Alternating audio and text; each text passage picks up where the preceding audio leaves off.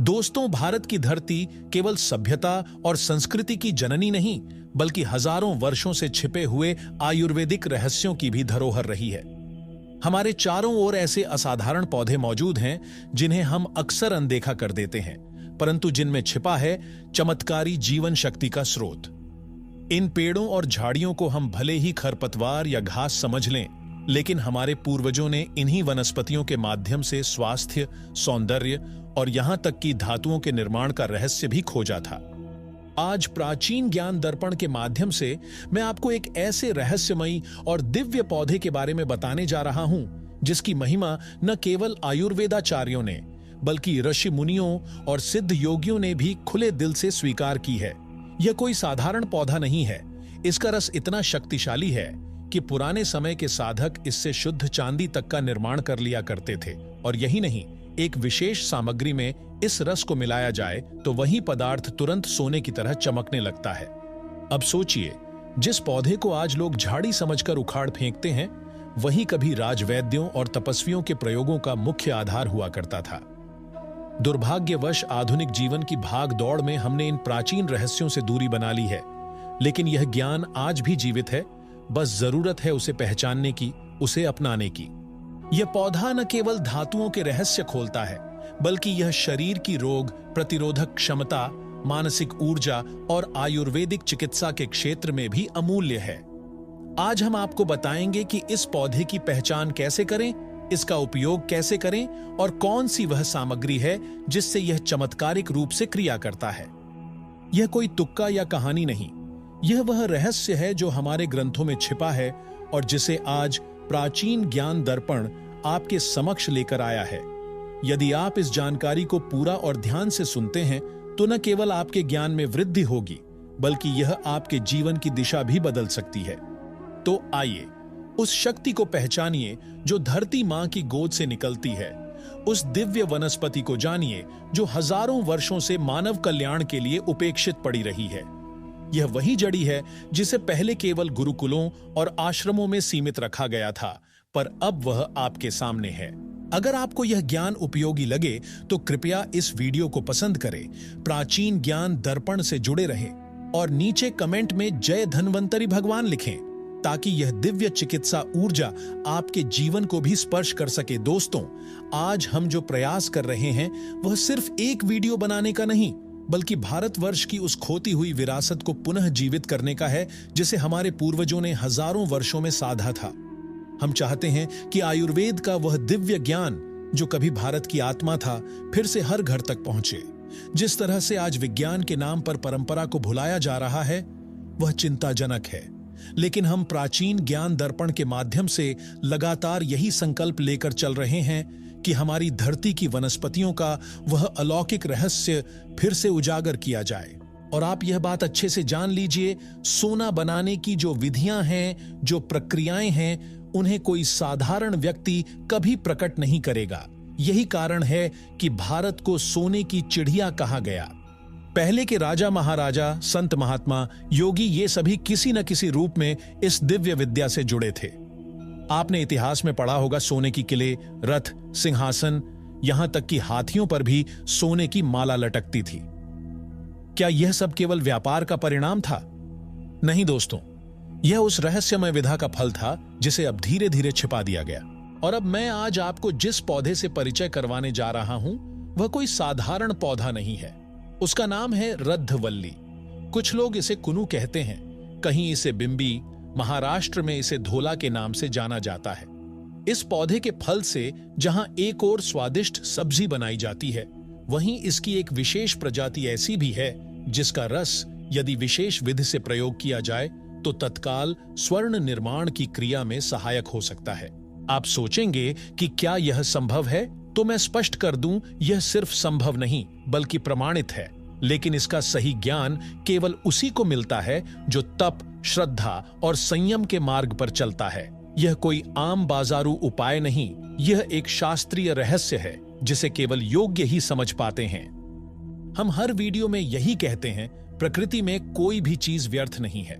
हर जड़ी बूटी, हर फल फूल, हर पेड़ की टहनी तक किसी न किसी रूप में चिकित्सा, ऊर्जा या साधना के लिए अमूल्य है।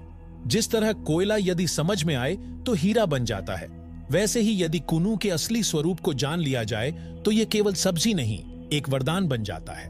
अब प्रश्न उठता है कि यह पौधा पाया कहां जाता है? तो इसका उत्तर बहुत सरल है कुंदरू, पूरे भारतवर्ष में पाया जाता है।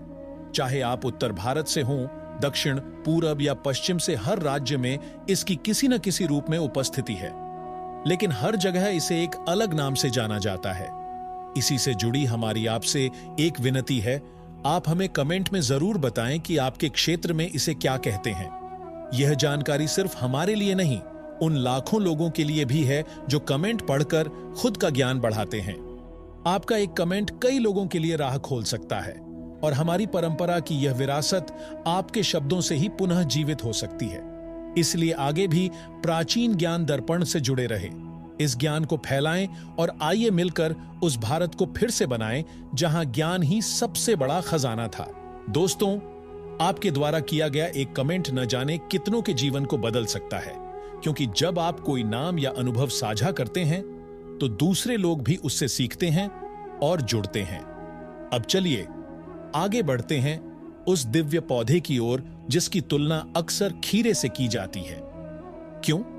क्योंकि जिस तरह खीरे में 95% तक पानी पाया जाता है, उसी तरह इस पौधे में भी जल तत्व अत्यधिक मात्रा में होता है।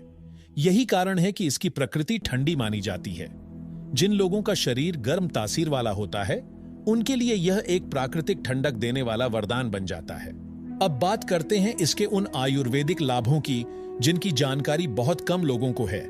पहला उपयोग, अगर कान में तीव्र दर्द हो रहा है जिसे सामान्य दवाइयां भी ठीक नहीं कर पा रही, तो इस पौधे के पत्तों से निकाले गए रस की केवल 5 बूंद लें, उसमें 2 बूंद सरसों का तेल मिलाएं और उसे हल्का गुनगुना करें। अब इस मिश्रण को कान में 2 या 3 बूंद डाल दें।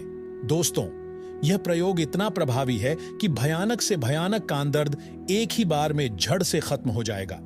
दूसरा बेहद असरदार प्रयोग, जब जीभ या मुंह में छाले हो जाते हैं, वह भी तब जब गर्म पेय पदार्थ जैसे चाय या कॉफी अधिक लेने से मुंह के अंदर जलन और घाव हो जाते हैं। ऐसे में क्या करें? बस इस पौधे का एक कच्चा फल लीजिए, कड़वे कुनू का फल, और उसे 2 हिस्सों में काटिए। अब इस फल को हल्के हल्के चूसिए। इसका कसैला स्वाद ही वह औषधीय शक्ति है जो आपके मुंह के छाले और जीभ के घाव को ठीक कर देता है। अब हम आपको बताते हैं एक ऐसा गुप्त प्रयोग जो आज भी कई आदिवासी और परंपरागत वैद्य गुप्त रूप से करते हैं। यह पौधा बिच्छू और सांप के झर को भी उतारने की शक्ति रखता है। भगवान न करे किसी को बिच्छू काटे, लेकिन अगर ऐसी स्थिति आती है तो आपको करना है, कड़वे कुनू के फल या पत्ते को पीसकर बिच्छू के डंक वाली जगह पर लगाइए। केवल 15 से 20 मिनट में असर दिखने लगेगा और जहर पूरी तरह उतर जाएगा। यह कोई तुक्का नहीं, यह पीढ़ियों से आजमाया हुआ परंपरागत उपाय है। और अब बात करते हैं एक ऐसे उपाय की जो सर्पदंश यानी सांप काटने जैसी स्थिति में सहायक हो सकता है। एक संत ने हमें बताया कि यदि कोई व्यक्ति सांप के काटने का शिकार हो गया है और समय पर अस्पताल न पहुंच पाए, तो तत्काल उसे कड़वा कुनू का फल चबाकर खिलाइए। एक बार अभी, फिर 2 घंटे बाद, और फिर 2 घंटे के भीतर एक बार और। यह प्रयोग शरीर में जहर को फैलने से रोकने में सहायता करता है। हालांकि हम बार बार यही कहते हैं, ऐसी आपातकालीन स्थिति में तुरंत चिकित्सकीय सहायता लें। यह जानकारी केवल जागरूकता और आयुर्वेदिक ज्ञान के विस्तार के लिए है। दोस्तों, यह पौधा केवल एक वनस्पति नहीं, बल्कि भारत की परंपराओं का जीवित प्रमाण है। इसके हर भाग में जीवनदायिनी शक्ति है। इसलिए जब आप इसे सीखते हैं, समझते हैं और उसका सही उपयोग करते हैं, तो यह केवल आपकी नहीं, आपके पूरे परिवार की रक्षा कर सकता है। बहुत ही अद्भुत और रहस्यमयी जानकारी आपने साझा की है। अब मैं इसे पूरी तरह नए, प्रभावशाली और बहाव भरे शब्दों में आपके लिए तैयार कर रहा हूं, ताकि इसे प्राचीन ज्ञान दर्पण के YouTube वीडियो में प्रभावशाली ढंग से इस्तेमाल किया जा सके। किसी भी पंक्ति को कॉपी नहीं किया गया है, सब कुछ पूरी तरह नवीन रचना है और आपके निर्देशानुसार टोन रहस्यपूर्ण, आकर्षक और आध्यात्मिक रखा गया है।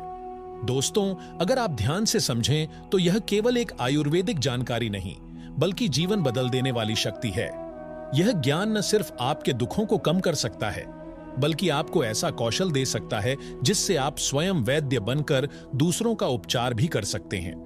आज जो रहस्य आपके सामने खुलने जा रहा है वह सदियों से संत महात्माओं और ऋषियों द्वारा सुरक्षित रखा गया था और अब समय आ गया है कि इसे फिर से लोगों तक पहुंचाया जाए।